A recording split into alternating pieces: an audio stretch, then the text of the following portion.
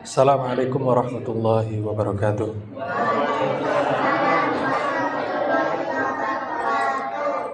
Innal hamdalillah nahmaduhu wa nasta'inuhu wa nastaghfiruh wa na'udzu billahi min shururi anfusina wa min sayyiati a'malina. May yahdihillahu fala mudilla lahu wa may yudlil fala hadiya lahu. Asyhadu an la ilaha illallah wahdahu la syarika lahu wa asyhadu anna Muhammadan abduhu wa rasuluhu la nabiyya ba'dah. Amma ba'd. Puji syukur kita panjatkan kehadirat Allah Subhanahu wa taala atas sekalian nikmat yang telah Allah karuniakan kepada kita, baik itu berupa kenikmatan dalam keimanan dan keislaman, begitu juga nikmat sehat dan sempat, sehingga alhamdulillah kita dapat bertemu kembali di majelis ini yang kita selalu berharap agar Allah Subhanahu wa taala melimpahkan rahmat dan juga memberikan maghfirahnya kepada kita semua.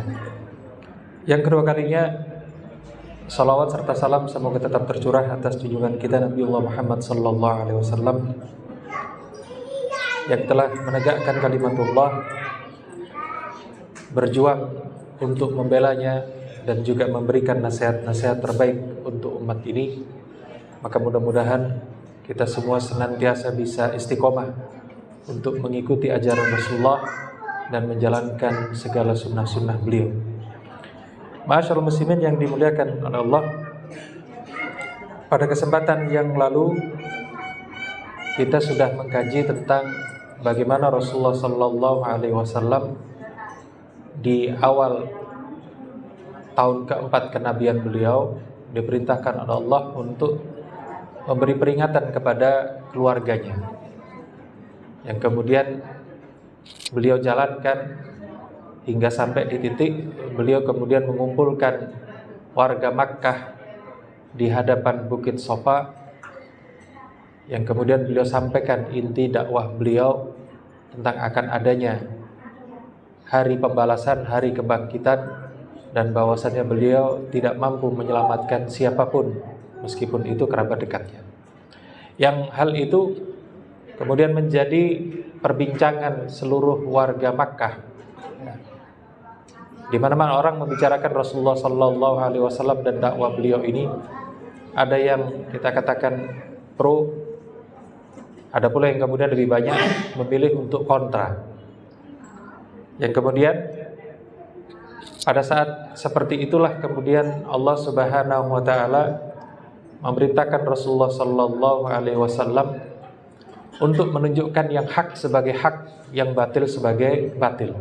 Jadi tidak hanya sekedar memperingatkan akan adanya hari kebangkitan, tetapi kemudian memisahkan diri, menunjukkan mana yang hak itu dan mana yang batil itu.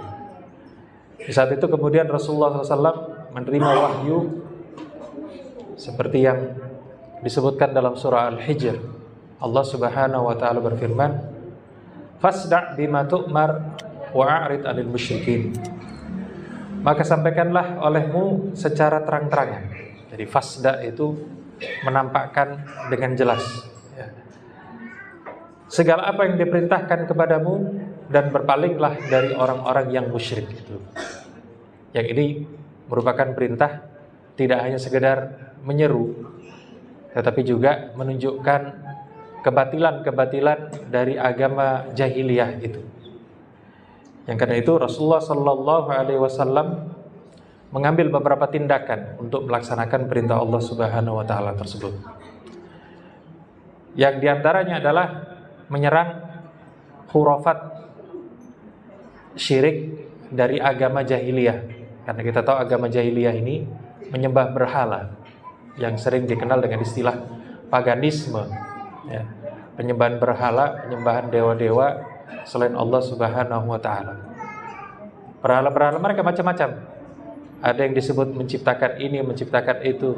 Ada yang disebut punya kebaikan ini dan punya kebaikan itu, yang menjadi legenda dalam masyarakat jahiliyah saat itu. Yang kemudian adalah Rasulullah SAW tunjukkan bahwa legenda-legenda ini tidak ada dasarnya. Kemudian yang kedua, beliau menjelaskan tentang hakikat berhala serta nilainya. Dalam artian berhala itu tidak mampu memberikan manfaat, tidak juga menimpakan madarat kepada siapapun, sehingga tidak ada nilainya. Yang batu tetap batu, yang kayu tetap kayu, dan seterusnya. Kemudian yang ketiga, memberikan perumpamaan kelemahan berhala. Ada ayat yang misalnya menyebutkan bahwa orang yang menyeru berhala-berhala itu bagaikan orang yang mengambil air dengan tangan terbuka, sehingga kemudian air itu tidak akan sampai ke mulut. Ya, kita tahu orang kalau menceduh air itu kan dengan tangan tertungkup agar bisa mengambil air. Tetapi bagaimana kalau kemudian tangan terbuka? Tentu tidak akan bisa air itu sampai ke mulutnya. Maka demikian pula kemudian orang yang menyeru berhala-berhala itu dengan permintaan macam-macam, maka tidak akan terkabul permintaan tersebut sampai kapanpun. Nah, itu al-mathal ataupun perumpamaan-perumpamaan yang disampaikan oleh Rasulullah dari dalam Al-Quran. Kemudian beliau juga menjelaskan dengan bukti bahwa siapapun yang menyembahnya atau yang menjadikannya wasilah adalah sesat. Karena Rasulullah bawakan ayat-ayat tentang bagaimana Allah menciptakan alam semesta ini, bagaimana Allah menciptakan langit dan bumi, bagaimana Allah kemudian menciptakan gunung-gunung dan lautan, yang juga oleh orang-orang jahiliyah itu diakui. Tetapi kemudian ketika mereka meminta kepada berhala-berhala itu berarti bukti yang nyata bahwa mereka sesat.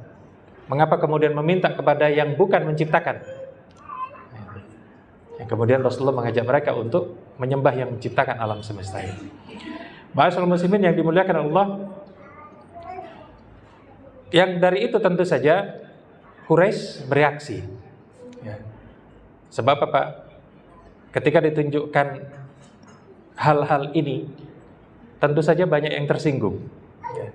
Karena itulah yang mereka yakini, diturunkan dari kakek, nenek, moyang mereka sampai kepada generasi mereka. Karena itu kemudian orang-orang Quraisy saat itu ketika mendengar penjelasan Rasulullah Sallallahu Alaihi Wasallam itu, bagaimana berhala-berhala mereka ini adalah berhala yang sebenarnya tidak ada nilainya, mereka tentu saja murka, ya, tidak suka. Baik karena dianggap sesat, ya, dianggap kemudian bodoh, dianggap kemudian tidak mengerti hakikat, ya. Karena itu kemudian Quraisy bersiap untuk memberantas gerakan yang dibawa oleh Rasulullah ini, gerakan yang mereka anggap akan mengancam adat, akan mengancam tradisi mereka. Jadi kalau bahasa modernnya disebut resistensi, bertahan. Jadi mereka tidak mau kemudian apa yang mereka sudah bangun, apa yang mereka sudah lakoni itu dihilangkan oleh Rasulullah. Kemudian mereka juga menyadari bahwa dakwah Rasulullah yang mengajak kepada kalimat tauhid la ilaha illallah, lalu kemudian mengimani adanya hari kebangkitan, maka kalau mereka beriman dengan ajakan Rasulullah Sallallahu Alaihi Wasallam ini pasti ada konsekuensinya. Nah, itu. Di antaranya mereka berarti tidak bisa berbuat semaunya. Baik itu dalam masalah diri mereka sendiri, mereka tidak bisa bermaksiat, mereka harus taat, ya. Kemudian harta bendanya mereka tidak bisa sia-siakan, tidak bisa digunakan untuk berjudi, tidak bisa digunakan untuk yang membahayakan orang lain, ya. Kemudian yang kedua, mereka juga akan kehilangan kepemimpinan, sebab Quraisy itu menjadi pemimpin seluruh bangsa Arab di Jazirah Arabia, dianggap yang paling mulia karena menguasai Makkah yang di situ ada Ka'bah. Ya. Kalau kemudian beriman kepada Rasulullah, berarti akan kehilangan wibawa di hadapan bangsa Arab yang lain. Kemudian mereka terpaksa harus mengikuti apa yang diridhoi oleh Allah dan Rasulnya. Kemudian mereka harus berhenti berbuat dolim kepada kalangan menengah ataupun kalangan yang du'afa, para budak, para pembantu. Maka mereka tidak bisa kemudian sewenang-wenang lagi. Termasuk juga mereka terpaksa harus menghentikan segala kejelekan, baik itu bertengkar, bertempur dengan sesama kabilah ataupun kabilah yang lain yang menjadi kebiasaan buruk mereka itu, mereka harus hentikan semua kalau mengucapkan la ilaha illallah itu. Nah, ini yang perlu kita pahami, bahwa orang Quraisy itu paham betul makna la ilaha illallah itu. Ada konsekuensinya. Ketika mengucapkan itu berarti mereka harus merubah hidup mereka. Nah, itu. Kemudian yang dilakukan Quraisy bukan kemudian mengikuti petunjuk, mengikuti hidayah yang dibawa oleh Rasulullah SAW, justru kemudian ingin mempertahankan hal-hal tersebut, ingin mereka tetap berwibawa, ingin tetap menguasai, ingin tetap seenaknya, ingin tetap hidup bebas. Ya. Karena itulah kemudian kita bisa menyimak hal ini sama persis dengan yang difirmankan oleh Allah Subhanahu wa taala dalam surah Al-Qiyamah. Bal yuridul insanu liyafjura amama. Bahkan manusia itu hendak membuat maksiat terus-menerus. Nah, ini salah satu tabiat manusia. Kalau sudah kecanduan berbuat maksiat, itu sulit betul berubahnya. Kalau sudah ada tabiat jelek dalam dirinya, itu sulit untuk merubahnya. Kecuali memang orang-orang yang dirahmati oleh Allah, dibimbing oleh Allah, diberi hidayah oleh Allah, bisa berubah. Tetapi kebanyakan manusia seperti itu. Ya. Dari kecil sampai kemudian dewasa dalam kondisi musyrik, maka ketika diminta untuk meninggalkan kesyirikan berat. Nah, itu. Ketika diperintahkan untuk meninggalkan kemaksiatan berat, maka kemudian mereka tetap memilih apa yang sudah mereka biasai. Ma'asyiral muslimin yang dimuliakan Allah, sebagai respon mereka terhadap dakwah Rasulullah di awal tahun keempat kenabian ini, Quraisy kemudian mendatangi Abu Thalib, paman Rasulullah SAW.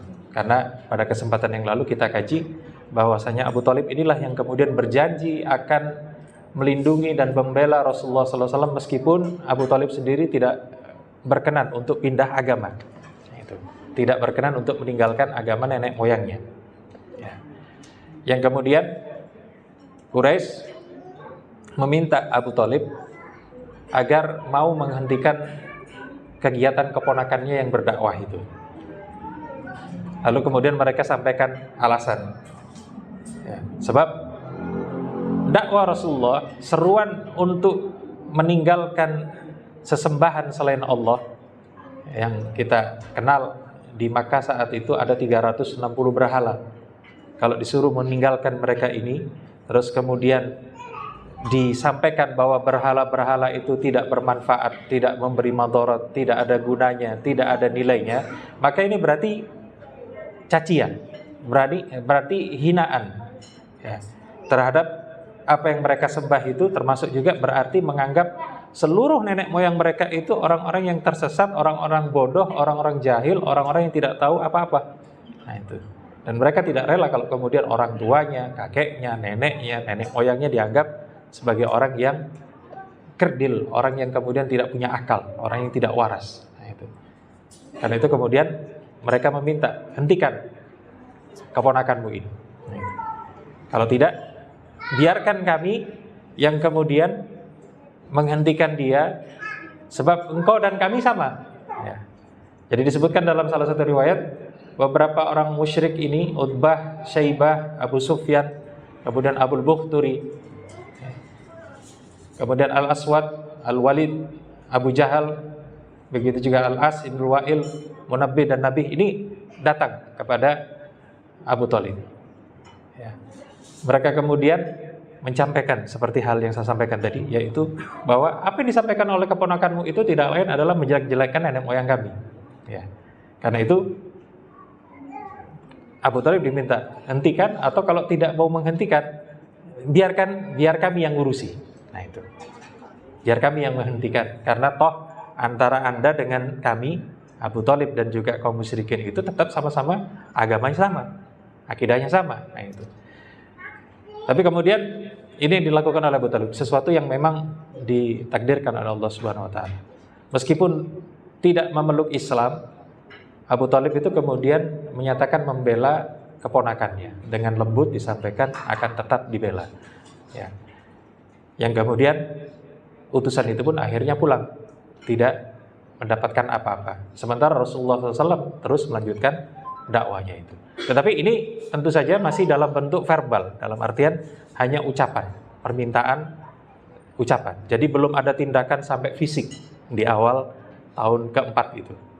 Ma'asyiral muslimin yang dimuliakan Allah, kemudian ketika mereka melihat perkembangan dakwah Rasulullah SAW semakin diperbincangkan orang, meskipun belum banyak yang memeluk Islam saat itu, tapi kalau sudah viral, kalau bahasa kita kan begitu, kalau sudah ramai diomongkan orang, ini kan bisa menjadi isu yang kemudian merugikan mereka, bisa menjadi kemudian sesuatu yang mengancam keberadaan mereka. Karena itu kemudian tokoh-tokoh Quraisy ini yang tadi gagal membujuk Abu Thalib itu kemudian berkumpul mereka.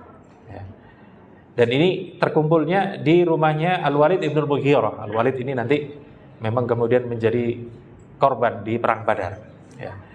Nah, mereka kemudian berkumpul di situ, di mana Al-Walid ibn al-Mughirah ini meminta tokoh-tokoh Quraisy itu untuk menyiapkan satu tuduhan buat Rasulullah SAW. Jadi ini sudah mendekati musim haji. Namanya musim haji, kabilah manapun akan berdatangan ke Makkah untuk berhaji. Yang di situ kemudian pasti mereka akan bertemu dengan Rasulullah SAW. Kalaupun tidak mendengar dakwahnya, minimal mendengar tentang kisahnya, tentang beritanya. Karena itu tokoh-tokoh Quraisy ini khawatir, bagaimana kalau mereka kemudian didakwai lalu masuk Islam? Nah, ini kan berbahaya. Akhirnya kemudian mereka berkumpul, lalu kemudian Al-Walid ini bertanya kepada orang-orang Quraisy, ya. Jadi minta sepakati satu tuduhan yang kemudian nanti kita akan sampaikan kepada semua orang yang datang di musim haji itu. Ya, itu. Kemudian ada yang menuduh, bagaimana kalau kita sebut dia tukang sihir? Lalu Al-Walid mengatakan, tidak, itu bukan sihir. Ya, yang dibawa oleh Muhammad itu bukan sihir. Ya. Kita tahu sihir itu bagaimana. Ada simbol-simbolnya, ada mantra-mantranya. Ini bukan sihir. Ya. Terus kemudian ada yang menyampaikan bagaimana kalau kita tuduh dia dengan tuduhan tukang syair. Lalu dijawab lagi oleh Walid, ini bukan syair. Sebab syair itu ada rojasnya, ada hajaknya, ada ininya, ada itunya. Ini tidak. Al-Quran yang dibawa oleh Muhammad ini tidak seperti syair yang kita kenal. Baik, bagaimana kalau kita sebut Majnun? Ya, Majnun ini kalau di bahasa Indonesia seringkali diartikan gila. Tetapi kalau dalam bahasa Arab, Majnun itu kena jin. Itu kena jin itu berarti ditempeli, dibisiki sesuatu, yang kemudian namanya orang ditempeli sesuatu, itu terkadang dia ngomong-ngomong sendiri. Seperti bercakap-cakap. Kita lihat kan orang-orang seperti itu, kalau udah kerasukan itu ngomong-ngomong sendiri. Lalu Al-Walid juga menyatakan, enggak, ini bukan Majnun yang kita kenal. Orang Majnun itu kadang tercekik, kadang terbanting, kadang kesurupan. Ini enggak, normal-normal saja. Itu. Akhirnya karena ditolak semua, yang hadir kemudian, baik kalau begitu engkau saja yang putuskan. Enaknya diapakan ini, dituduh apa? Lalu Al-Walid minta tunggu sebentar. Saya akan pikirkan, berpikir, baru kemudian begini saja, kita tuduh dia tukang sihir. Kenapa? Sebab tukang sihir itu mampu memisahkan antara ayah dengan anak, antara suami dengan istri. Ini juga sama. Yang dilakukan oleh Muhammad ini memisahkan antara satu keluarga dengan keluarga yang lain. Yang masuk Islam berpisah dengan yang tetap dengan agama nenek moyang itu. Baik, sepakat. Nah, ini yang kemudian disampaikan, dikampanyekan saat jamaah haji datang ke musim haji di Makkah itu. Setiap ada jamaah disampaikan, jangan bertemu dengan Muhammad, dia tukang sihir, nanti kamu akan berpisah antara keluargamu dengan keluargamu dan seterusnya gitu. Yang karena itu kemudian Allah Subhanahu wa taala turunkan surah Al-Muddathir ayat 11 sampai 29. Kita simak bagaimana ayat-ayat ini mengisahkan secara rinci apa yang dilakukan oleh Al-Walid ibn al-Mughirah itu. Allah Subhanahu wa taala berfirman, "Dzarni wa man khalaqtu wahida." Biarkan aku dan orang yang aku ciptakan sendirian itu. Wa ja'altu lahu malan mamduda, yang aku berikan kepadanya harta yang melimpah. Wa banina syuhuda, dan juga anak-anak yang selalu bersamanya.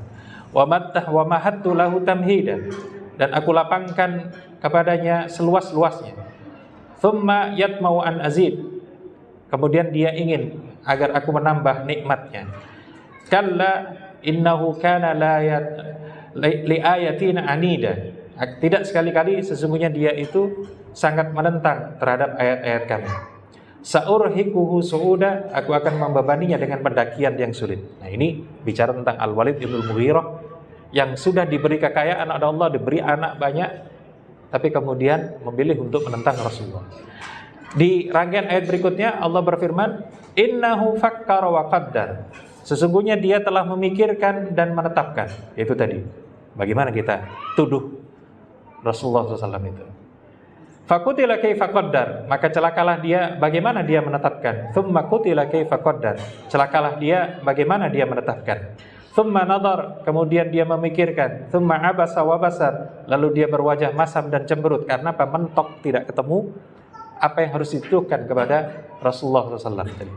Tsumma adbara wastakbar, kemudian dia berpaling dan menyombongkan diri. Faqala in hadza illa sihru yu'thar, lalu dia berkata, ini yang dibawa oleh Muhammad itu adalah sihrun yu'thar, sihir yang dipelajari dari orang-orang terdahulu. In hadza illa qaulul bashar, ini tidak lain hanyalah perkataan manusia. Nah, ini tuduhan seperti ini ya, yang subhanallah luar biasanya adalah ini masih berlaku juga sampai zaman sekarang. Orang-orang yang tidak beriman, yang kafir dimanapun dia, di seluruh penjuru dunia, ketika mendengar Islam, dakwah Rasulullah, Al-Quran, itu kemudian pasti menuduh hal yang sama. Ini qaulul bashar, ini ucapan manusia, ini buatan Muhammad. Selalu tuduhannya sama. Jadi kalau kita kemudian bertemu dengan komunitas-komunitas yang anti kepada Islam, lalu menyatakan itu kan dibuat oleh Muhammad, ditulis oleh Muhammad, maka jangan kaget, Allah sudah sampaikan 14 abad yang lalu. Nah itu, dan tetap relevan ayat ini. Kemudian Sa'uslihi saqar wa ma adraka ma saqar. Aku akan memasukkan dia ke dalam neraka saqar. Tahukah kamu apakah saqar itu? La tubki wa la tadar. Saqar itu tidak meninggalkan dan tidak membiarkan. Artinya apa? Kalau terbakar habis. Lawahatul lil bashar, ia membakar kulit manusia. Alaiha tis'ata asyar, di atasnya dijaga oleh 19 malaikat. Artinya di sini Allah Subhanahu wa taala memotret bagaimana kejadian di rumah Al-Walid itu, bagaimana kemudian orang-orang Quraisy itu kemudian menyepakati menuduh Rasulullah sebagai tukang sihir. Nah itu. Yang kemudian Rasulullah juga sebenarnya pada saat itu juga kemudian mengambil kesempatan karena ini musim haji, maka Rasulullah keliling. Ada tenda dari kabilah manapun beliau datangi, beliau ajak kenalan, beliau dakwai agar kemudian beriman kepada Allah. Yang kemudian di situ setiap kali Rasulullah selesai dari satu tenda, Abu Lahab datang. Jangan percaya sama dia, dia sobi kadzab. Dia itu sudah keluar dari agama kita, pendusta pula. Nah itu. Begitu. Pindah dari satu tenda ke tenda lain berdakwah, diikuti oleh Abu Lahab yang setiap kali selesai nanti disampaikan seperti itu, tuduhan-tuduhan tadi. Nah itu. Bukan yang kemudian mereka malah menjauh, bukan yang kemudian bangsa Arab yang datang itu lalu kemudian antipati kepada Rasulullah secara langsung, tapi justru menjadi buah bibir. Nah ini sesuatu yang memang Allah takdirkan. Ya seperti yang kita tahu kalau di dunia modern, kalau itu sudah menjadi buah bibir, viral, orang-orang membicarakannya, maka minimal akan ada rasa penasaran. Nah itu tertarik. Meskipun tidak sampai kemudian langsung memeluk Islam, tidak. Tetapi Pak, ini mereka nanti ketika kembali ke negerinya masing-masing cerita. Ada orang namanya ini menyampaikan ini, mendakwai kita begini. Nah itu. Semua orang akhirnya berbicara tentang Rasulullah SAW. Bagaimana dakwah Rasulullah itu. Nah ini fungsinya. Jadi meskipun ada yang melawan, meskipun kemudian ada yang menuduhnya macam-macam, tapi Allah Subhanahu wa taala memunculkan hidayah, memunculkan kebenaran itu di luar kekuasaan dari orang-orang yang melawan hidayah tadi. Nah ini. Ma'asyiral muslimin yang dimuliakan Allah, kemudian yang dilakukan oleh Quraisy tidak hanya menuduh Rasulullah sebagai tukang sihir tadi, tapi juga kemudian karena semakin gencar dakwah Rasulullah ini, orang-orang Quraisy kemudian memilih banyak cara untuk merendahkan, untuk membuat orang antipati dengan ajakan ataupun dakwah Rasulullah SAW itu. Yang pertama, mereka mengejek, merendahkan, menghina, mendustakan dan mentertawakan. Bagaimana modelnya? Macam-macam. Nah Jadi ada yang kemudian kalau Rasulullah ngumpul dengan para sahabatnya di depan Ka'bah, tidak banyak memang, barangkali 5 orang, cuma 8 orang begitu, diajak itu orang-orang lemah itu. Masa orang seperti ini dipilih oleh Allah? Nah itu diajak. Atau kemudian dihinakan agamanya, dijelekkan, macam-macam. Ya.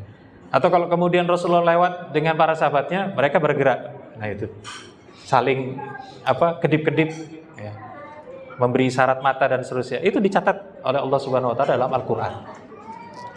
Bagaimana tindakan orang-orang Quraisy saat Rasulullah berdakwah itu. Yang tentu saja tujuannya agar kaum muslimin itu merasa, ya kalau bahasa kita, sumpek. Tiap hari ketemu orang memandang dengan pandangan hina, pandangan melecehkan, gitu ya. Yang itu tentu saja akan melemahkan mereka, yang barangkali kemudian membuat mereka kembali kepada agama nenek moyang tadi, agama jahiliyah tadi. Ma'asyiral muslimin yang dimuliakan Allah, nah kita lihat beberapa contoh yang dipotret oleh Al-Quran, karena Al-Quran ini sumber sirah yang luar biasa. Allah Subhanahu Wa Taala menyebutkan dalam surah Al-Hijr, wa qalu ya ayyuhalladzi nuzzila alaihi dzikru innaka lamajnun. Mereka berkata, wahai orang yang diturunkan Al-Quran kepadanya, sesungguhnya engkau benar-benar orang gila. Itu dituduh seperti itu, disampaikan itu di hadapan Rasulullah. Kamu gila menyampaikan yang seperti ini, mengaku bertemu dengan malaikat, terima wahyu. Kamu gila, stres kamu. Nah, itu tuduhan mereka. Kemudian dalam ayat yang lain Allah berfirman, wa ajibu an ja'ahum mundirum minhum. Mereka heran ketika datang orang yang memberi peringatan kepada mereka, yang mereka ini melihat ini dari kalangan mereka sendiri. Wa qala al-kafiruna hadza sahirun kadzdzab. Lalu orang-orang kafir itu berkata, ia adalah seorang penyihir yang banyak berdusta. Tuduhan lagi, majnun, kemudian penyihir, sahir, kadzdzab, pendusta. Kemudian dalam firman Allah yang lain, wa iyyakadul ladzina kafaru la yuzlikunaka bi absarihim lamma sami'u dzikra wa yaquluna innahu lamajnun. Dan sesungguhnya orang-orang yang kafir itu hampir-hampir menggelincirkanmu dengan pandangan mereka ketika mereka mendengar Al-Quran, dan mereka berkata, sesungguhnya dia benar-benar orang gila. Wa kadzalika fatanna ba'dhum bi ba'din liyaqulu haula'i manallahu 'alaihim min bainina alaysallahu bi'alama bisyakirin. Dan demikian pula kami uji sebagian mereka dengan sebagian yang lain, agar mereka berkata, inikah orang yang diberi nikmat oleh Allah di antara kita? Lalu Allah berfirman, bukankah Allah lebih mengetahui tentang orang-orang yang bersyukur? Jadi di situ ada hinaan. Kenapa yang dipilih Muhammad? Kenapa tidak kami? Nah itu. Nah di sini kita bisa melihat satu pelajaran penting. Masyaallah muslimin yang dimuliakan Allah. Kalau antum berdakwah, lalu kemudian belum dibilang gila, belum dibilang tukang sihir, belum dibilang pendusta, masih aman. Nah itu. Sebab apa? Rasulullah sudah levelnya seperti itu. Beliau itu sudah tingkatannya dituduh gila, dituduh pendusta, dituduh tukang sihir, dituduh macam-macam. Nah itu. Yang berarti apa? Kalau kemudian kita merasa dalam dakwah kita, dalam menyeru, dalam mengajak keluarga kita agar berbuat baik, lalu kemudian masih dibilang sok alim, itu masih kecil. Masih dibilang kenapa repot-repot, itu masih kecil dibanding dengan apa yang disampaikan oleh orang-orang Quraisy. Artinya apa? Kalau kemudian kita mengeluh dalam mengajak itu, maka kita mestinya berkaca kepada Rasulullah. Bagaimana Rasulullah? Apakah Rasulullah mengeluh ketika dituduh gila, dituduh majnun, dituduh kadzdzab, tukang dusta itu? Kecil tantangan kita dibanding dengan Rasulullah. Ma'asyiral muslimin yang dimuliakan Allah. Yang terakhir, surah Al-Mutaffifin. Allah berfirman, innal ladzina ajramu kanu minal ladzina amanu yadhakun. Sesungguhnya orang-orang yang berdosa itu dahulu biasa mentertawakan orang-orang yang beriman. Wa idza marru bihim yataghamasun. Dan apabila mereka yang beriman lewat di hadapan sambil gedip-gedip, nah itu mengejek, ya. Wa idzan qalabu ila ahlihim inqalabu fakihin. Dan apabila mereka kembali kepada kaumnya, mereka kembali dengan gembira. Sebab apa? Habis mengejek sahabat-sahabat Rasulullah. Wa idza ra'awhum qalu inna haula'i ladallun. Dan apabila mereka melihat orang-orang mukmin itu, mereka berkata, ini orang-orang sesat sedang lewat. Nah, itu. Wa ma ursilu alaihim hafidin, padahal mereka tidak diutus sebagai penjaga atas orang-orang mukmin itu. Nah, ini kita bisa ambil pelajaran bahwa kehidupan Rasulullah SAW sebagai dai, sebagai mubaligh itu betul-betul luar biasa kerasnya. Nah, itu.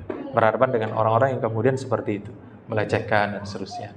Ya, kalaupun kita kemudian berhadapan dengan tantangan yang barangkali ada yang tidak cocok dengan apa yang kita sampaikan, paling-paling hanya dibilang, oh kita beda madhab, ya gitu, kita beda aliran, beda organisasi, tapi tidak sampai kemudian apa yang disampaikan oleh orang-orang Quraisy ini kepada Rasulullah SAW.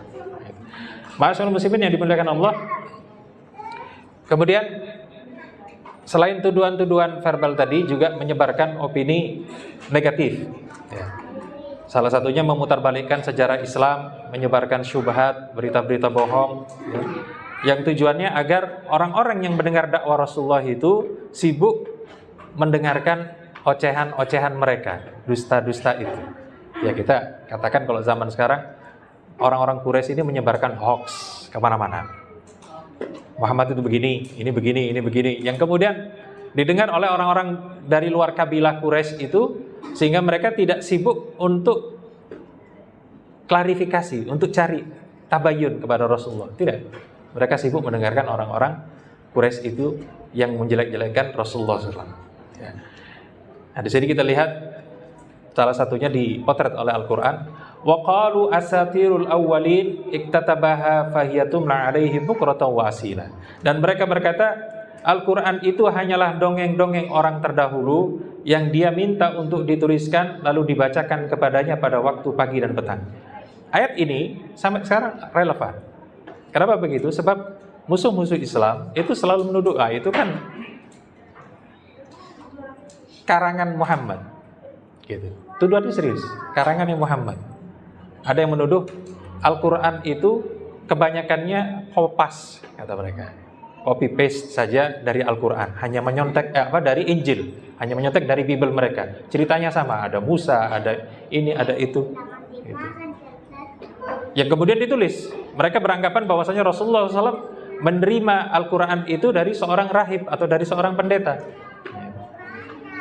Kemudian tuduhan yang lain, wa qala alladziina kafaru in hadza illa ifkun iftarahu wa 'anahu 'alaihi qaumun akharun faqad ja'u dzulman wa zura. Dan orang-orang yang kafir itu berkata, ini tidak lain hanyalah kebohongan yang dia ada-adakan dan telah membantunya kaum yang lain. Sungguh mereka telah berbuat zalim dan dusta yang besar. Artinya apa? Tuduhannya sama. Ini pasti Muhammad itu ada yang ngajari. Nah, itu. Ada yang kemudian menyampaikan informasi-informasi dari kitab-kitab terdahulu, yang berarti ini cuma karangan dia saja. Padahal Rasulullah tidak pernah kemudian keluar dari Makkah untuk belajar, hanya berdagang saja. Bertemu pun kalau dengan pendeta Buhairah dan seterusnya itu sejenak saja, tidak kemudian bisa transfer ilmu banyak seperti itu. Ya. Di Makkah pun tidak ada orang yang kemudian bisa mengajari Rasulullah yang levelnya mampu menguasai kitab-kitab samawi. Tidak ada. Jadi tuduhan-tuduhan ini, hoax-hoax ini yang disebarkan oleh mereka tidak lain adalah agar orang menjauh dari Rasulullah SAW. Kemudian, baik, saya ringkas, ya, membandingkan Al-Quran dengan mitos-mitos masa lalu. Ya, tujuannya tentu saja agar orang-orang lebih suka mendengar mitos-mitos itu daripada mempelajari hakikat Islam. Salah satunya misalnya ada kisah An-Nadhr ibnul Haris. An-Nadhr ibnul Haris itu menyampaikan kepada orang-orang Quraisy, wahai orang-orang Quraisy, kalian telah didatangi oleh sesuatu yang luar biasa. Dia bukan sihir, karena kita tahu sihir itu bagaimana. Dia bukan kegilaan, karena kita tahu kegilaan itu bagaimana. Dia bukan dusta, karena kita tahu bagaimana Muhammad itu.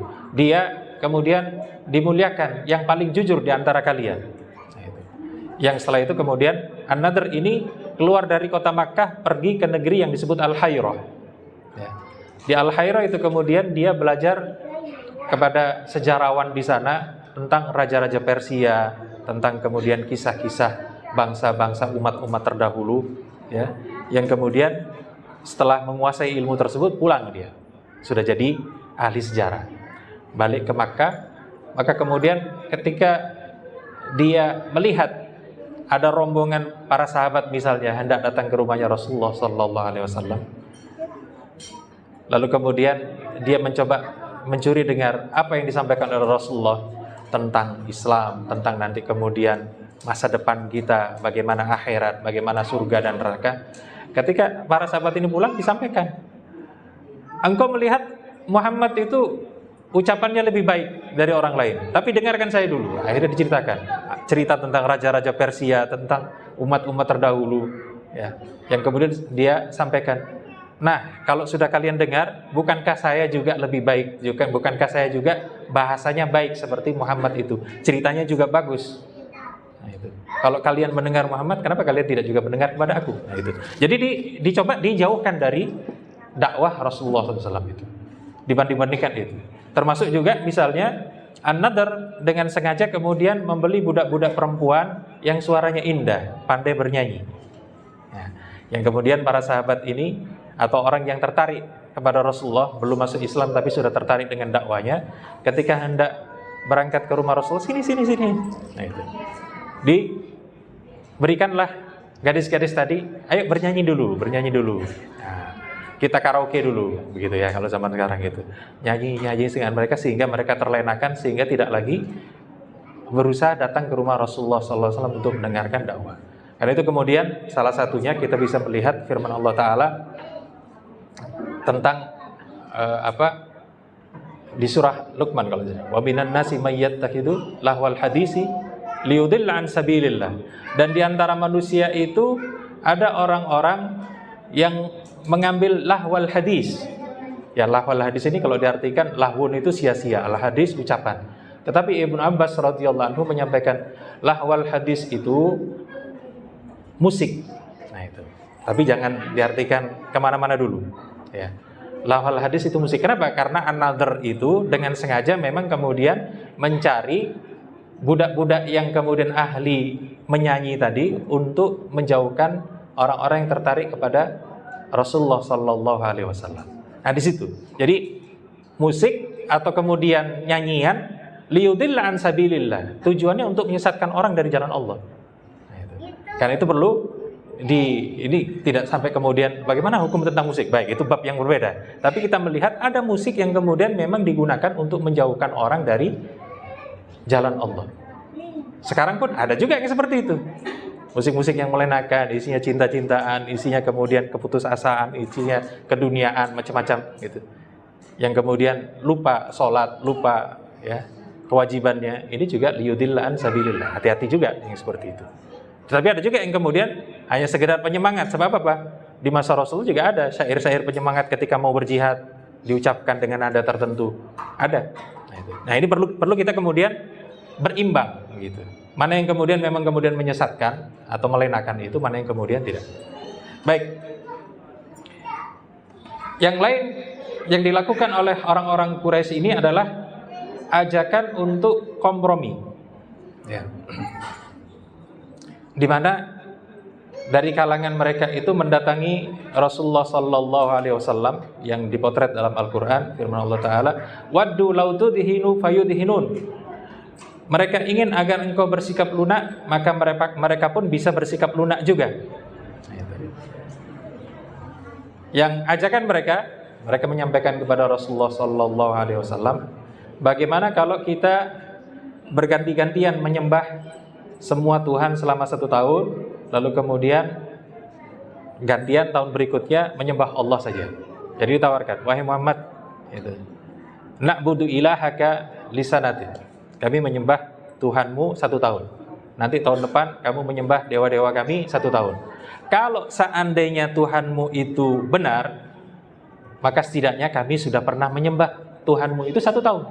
Berarti kami sudah punya hak untuk masuk surga sebagaimana yang kamu sampaikan. Ini pintar-pintar, luar biasa itu. Nah, kalau seandainya kemudian ternyata Tuhan kami yang benar, dewa-dewa kami yang benar, kamu juga pernah menyembah dewa-dewa kami, maka kamu juga punya hak untuk mendapatkan kebahagiaan menurut dewa-dewa kami. Jadi kita akan sama-sama bahagia. Nah, itu luar biasa rayuannya itu. Kemudian ajakan mereka yang lain disebutkan dalam riwayat yang berbeda. Bagaimana kalau kemudian sama-sama menerima Tuhan yang lain? Artinya apa? engkau menerima Tuhan kami, dewa-dewa kami juga akan menerima Tuhanmu. Nah itu. Sehingga kemudian sama-sama saling menerima. Ya kalau ini berarti sebenarnya tetap saja dengan berpegang kepada jahiliyah sama. Ya kan? Sebab di jahiliyah itu Allah diterima, dewa-dewa ataupun patung sesembahan mereka itu juga diterima. Ini. Kemudian ajakan mereka juga sama-sama menyembah semua Tuhan. Yang penting Tuhan. Nah ini zaman sekarang ada yang seperti itu. Semua Tuhan itu sama. Gitu. Artinya apa? Yang berarti agama semuanya juga sama. Anda masuk Islam, masuk Kristen, masuk Buddha, Hindu, semuanya sama. Sebab apa? Sama-sama menyembah Tuhan. Nah ini sebenarnya ajakan jahiliyah. Ajakan Quraisy itu. Sudah ada sejak zaman dahulu. Tapi kemudian diulang kembali oleh para pengasong aliran-aliran ini. Yang kemudian menarik banyak kaum muslimin hingga mereka tersesat. Hingga mereka menjadi bersikap seperti sikapnya orang-orang Quraisy. Nah itu. Tidak mau bertahan dengan tauhid, akidah Rasulullah SAW itu. Baik, ma'asyiral muslimin yang dimuliakan Allah. Nah di sini apa jawaban Allah Subhanahu wa taala untuk sikap mereka itu? Allah turunkan firman-Nya dalam surah Al-Kafirun. Nah, ini jawabannya. Artinya penyakitnya sudah lama, Allah juga turunkan obatnya. Allah berfirman, "Qul ya ayyuhal kafirun la a'budu ma ta'budun." Katakan, wahai orang-orang kafir, aku tidak menyembah apa yang kalian sembah, wala antum 'abiduna ma a'bud, dan kalian tidak akan menyembah apa yang aku sembah, wala ana 'abidu ma 'abadtum, dan aku tidak akan menyembah apa yang kalian sembah, wala antum 'abiduna ma a'bud, dan kalian tidak akan menyembah apa yang aku sembah. Lakum dinukum waliyadin. Bagimu agamamu, bagiku juga agamaku. Nah, ini sikap seorang muslim begitu. Anda punya keyakinan silahkan. Sebab apa? Islam itu tidak memaksa orang masuk Islam. Tidak ada paksaan dalam agama. Anda memilih jadi Nasrani silahkan. Karena itu nanti dalam sejarah kita akan melihat khilafah Islam sampai Turki Utsmani. Itu ternyata warga negaranya 60% non-muslim. Nah itu yang perlu kita tahu. Berarti apa? Tidak pernah kaum muslimin itu memaksa orang lain untuk masuk Islam. Meskipun khilafahnya mengelilingi mereka. Baik, sampai di sini. Ma'asyiral muslimin yang dimuliakan Allah. Sebagai penutup, kita akan ambil beberapa ibrah dari dakwah Rasulullah di awal tahun keempat dari kenabian beliau. Yang pertama adalah bahwa dakwah itu tidak semulus yang kita perkirakan. Ya, barangkali kita kemudian punya organisasi dakwah yang kemudian merancang strategi dakwah, tapi tidak selalu memang kemudian dalam kenyataannya mulus. Ada saja yang kemudian yang menghalangi. Ya. Artinya apa? Tantangannya luar biasa kalau dakwah yang memang mengedepankan tauhid, mengedepankan sunnah Rasulullah SAW. Kemudian orang-orang yang menentang dakwah ini itu akan berusaha menggunakan cara apapun, ya. Meskipun mereka tahu posisi mereka salah. Sebab apa? Ada sesuatu yang sifatnya duniawi, yang ya, seringkali sifatnya duniawi, yang kemudian ingin mereka pertahankan. Mereka tidak, kita katakan mereka tidak ingin kemudian mempertahankan kebenaran, tidak. Lebih cenderung kepada apakah kekuasaan mereka akan ada atau tidak. Apakah kemudian aliran dananya tetap ada atau tidak. Ini orang-orang yang kemudian menghalangi dakwah rata-rata seperti itu. Kemudian perlu kita juga sadari bahwa kebenaran dan kebatilan ini akan terus ada, akan terjadi pertarungan antara dua pihak ini sampai hari kiamat. Ya. Artinya apa? Sudah menjadi sunnatullah kalau kemudian ada al-haq melawan al-batil itu. Ya. Berikutnya kita juga melihat bagaimana Rasulullah SAW itu penuh kesabaran, penuh optimisme. Salah satu yang sering saya ambil pelajaran adalah Rasulullah itu melihat umat manusia sebagai umat yang perlu dikasihani. Ketika sesat, itu bukan kemudian sesat dia, kafir ya, enggak. Ini kasihan, perlu diselamatkan. Itu yang dipikirkan Rasulullah. Karena itu kemudian ketika Rasulullah dilempari di Taif dan seterusnya, itu yang beliau doakan bukan doa kehancuran, tidak. Beliau minta agar kemudian terlahir dari orang-orang ini orang-orang yang mau beriman kepada Allah Subhanahu wa taala. Ya. Kemudian yang dilihat dari satu dakwah itu prosesnya, bagaimana kekuatan kita, bagaimana kemudian kita sabar, bukan hasilnya. Sebab ada orang berdakwah diberi hasil oleh Allah, tapi terkadang ada orang berdakwah tidak dapat apa-apa. Dan ini bisa kita ambil pelajaran. Berapa banyak ada para rasul yang kemudian nanti di akhirat pengikutnya cuma 1 orang, 2 orang, bahkan ada rasul yang tidak punya pengikut sama sekali. Itu disebutkan oleh Rasulullah.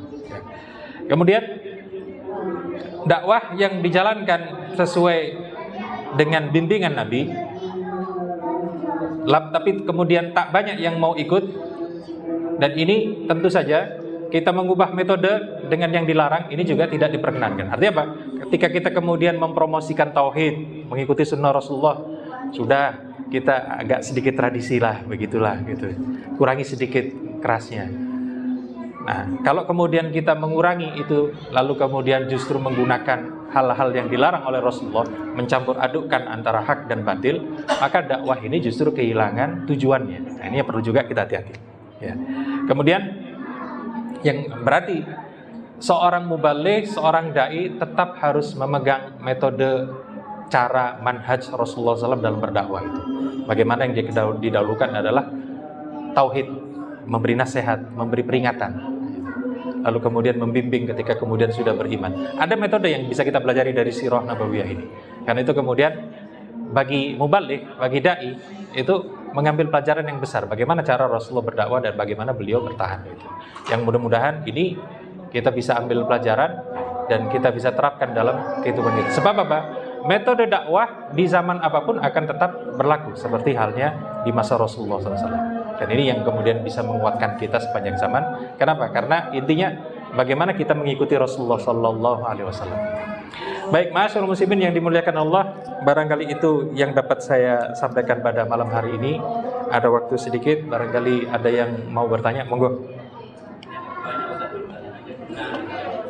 Yang pertama dipelajari dari sirah Nabawi itu yang saya ingat tadi, kita mau tunjuk tentang penjelasan secara kontekstual.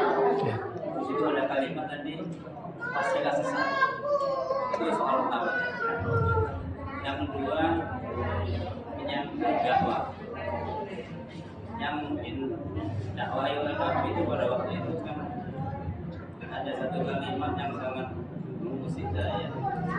Kalau Nabi itu dikatakan seorang sihir, ya, kalimat-kalimat itu dia tidak banyak ditemukan, dan dakwahnya terus berlangsung. Yang kedua, dakwah itu relevansi dengan zaman sekarang. Kalau ada pendakwah, sekarang Nabi viral. Dakwah Islam itu kadang-kadang maunya viral, tapi dengan caranya yang menyesatkan umat. Itu yang kedua. Dan yang ketiga terkait kompromi. Kita melihat dari awal presiden pertama sampai sekarang, itu menurut Ustaz, salam yang disampaikan dari Soekarno sampai sekarang itu kompromi yang mana? Kan ada perbedaan kan? Ya.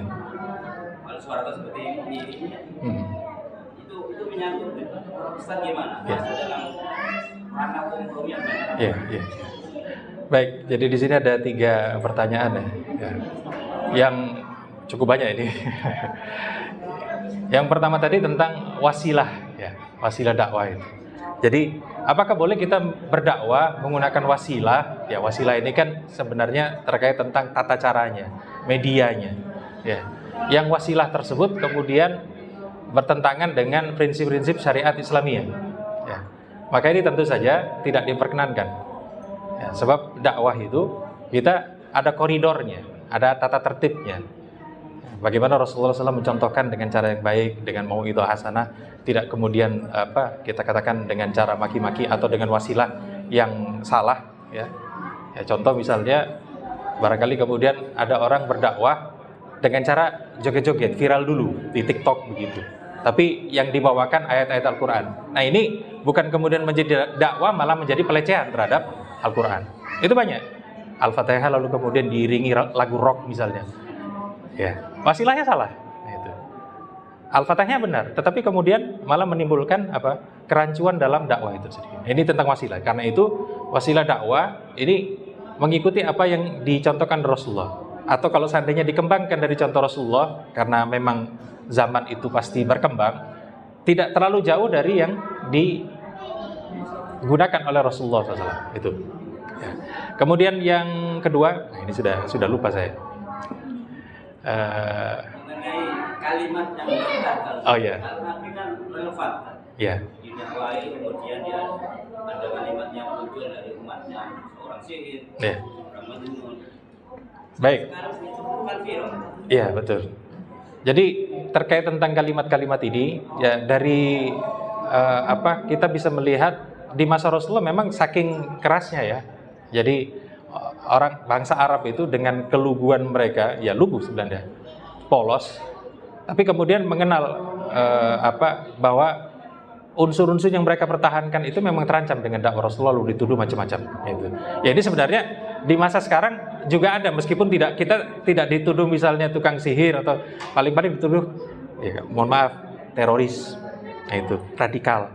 Terus kemudian cap barangkali Wahabi, barangkali jihadi, barangkali macam-macam, Haroki, gitu, Ikhwani, ya, macam-macam seperti itu. Nah ini sebenarnya masih lebih ringan dengan apa yang dialami oleh Rasulullah SAW. Ya. Akan muncul level-level seperti itu. Tapi itu kan dakwanya benar kalau Rasul. Iya. Yang didakwakan sekarang itu kan seperti Mosambik kan. Iya. Kan aneh-aneh. Iya betul. Nilai dakwanya sekarang. Betul. Gimana? Kalau sudah seperti itu tentu saja kita kembalinya ke koridor syariat. Apa yang dibawa oleh Rasulullah, kalau kemudian ada yang melenceng keluar dari ini, ya ini kita katakan sesat. Berarti kita melabeli orang ini. Karena memang ada standarnya. Orang di Al-Quran juga kita kemudian tahu Al-Quran itu melabeli satu kelompok kafir, satu kelompok munafik, satu kelompok lagi musyrik, ya kan? Ada itu. Artinya label-label ini juga ada dalam Al-Quran untuk memisahkan mana yang mukmin, mana yang tidak mukmin. Itu ada. Gitu. Karena itu kemudian ketika musaddiq bagaimana? Ya ini barangkali nanti kita akan bahas secara khusus. MUI misalnya itu memberikan 10 poin di mana satu gerakan itu sudah keluar dari Islam atau sesat. Kalau misalnya tidak beriman dengan rukun iman, atau tidak berislam dengan rukun Islam, atau kemudian melecehkan Rasulullah, melecehkan Al-Quran, itu disebutkan oleh MUI itu. Yang standar ini ternyata memang diambil dari banyak pelajaran dari Al-Quran ataupun hadis, sehingga kita bisa menilai, oh si fulan ini, misalnya musaddiq tadi ya disebutkan, oh ini sudah melenceng karena begini. Nah itu melanggar salah satu dari 10 poin tadi. Tapi insya Allah ini pada kesempatan yang akan datang, mudah-mudahan ada ini waktunya. Kemudian yang terakhir tadi terkait tentang kompromi. Okay. Jadi seorang muslim itu ya. terbenar. Baik, terkait tentang salam, Rasulullah SAW memang memberi aturan khusus.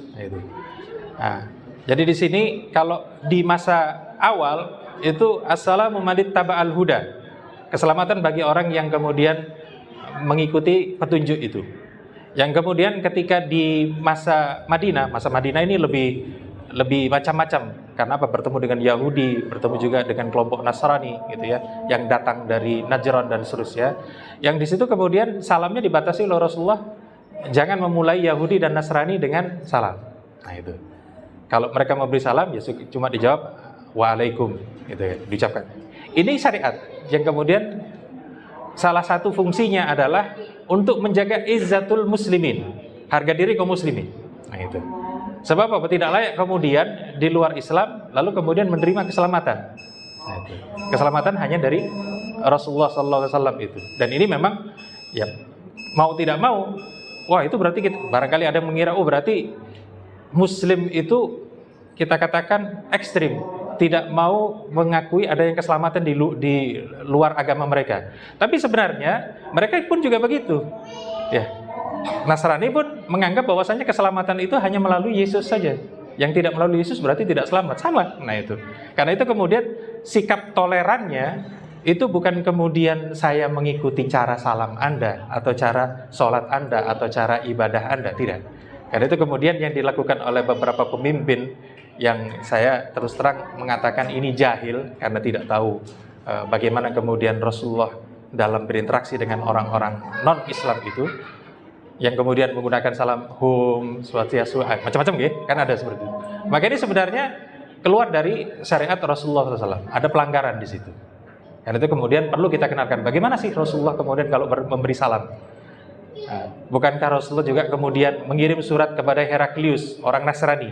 Itu ditulis di akhirnya, wassalamu ala manittaba'al huda, dan keselamatan bagi orang yang mau ikut petunjuk. Nah itu. Bukan wassalamu alaikum jami'an. Nah, tapi dibatasi kepada itu. Berkumpul dengan nama Ya. umat beragama. Ya, ya. Kemenang. Ya. Semua agama itu menyampaikan salamnya sesuai dengan agama masing-masing. Ya. Tidak pernah saya temui penyampai itu menyampaikan nama agama. Ya. Jika kau beri saya kumpul seperti itu, kan tidak pernah saya temui. Jadi salam yang disampaikan itu beragam macamnya. Nah ini saya dengan nama agama. Jadi termasuk niru saja. Ya, jadi tinggal mengikuti. Sebab apa? Rasulullah ini mencontohkan semua. Kalau dengan orang Nasrani bagaimana gitu. Dalam surat itu wassalamu ala manittaba'al huda, itu bukti betul bahwa Rasulullah memberi salamnya itu bukan salam kepada fulan-fulan. Anda kalau ikut hidayah dapat selamat. Nah itu. Karena apa? Inti keselamatan seperti itu.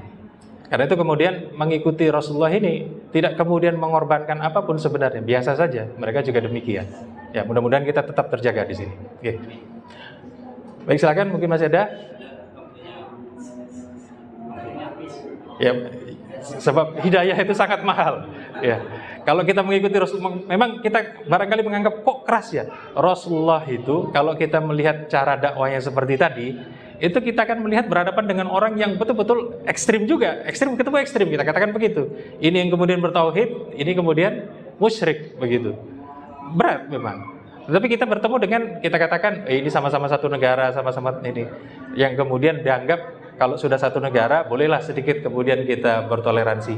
Toleransi itu hanya sekedar itu tadi, saya tidak menjelek-jelekan Anda langsung. Saya tidak kemudian memaksa Anda untuk masuk agama. Itu enggak. Para sahabat juga mencontohkan seperti itu. Umar bin Khattab mendakwai seorang nenek Yahudi, masuk Islam, engkau akan selamat. Enggak, ya sudah, saya sudah sampaikan. Nah itu, tidak kemudian Nah di sini sunnah-sunnah seperti ini, contoh-contoh seperti ini menjadi panduan kita sebenarnya. Karena itu kemudian semakin banyak kita menggali dari sirah, dari sunnah Rasulullah itu, semakin kita paham bagaimana cara Islam, cara kita menjalankan agama ini dengan baik. Tidak hanya sekedar kemudian lip sync, dalam artian kita kemudian basa-basi, ya, mengaku Muslim, tetapi kemudian banyak yang tergerus.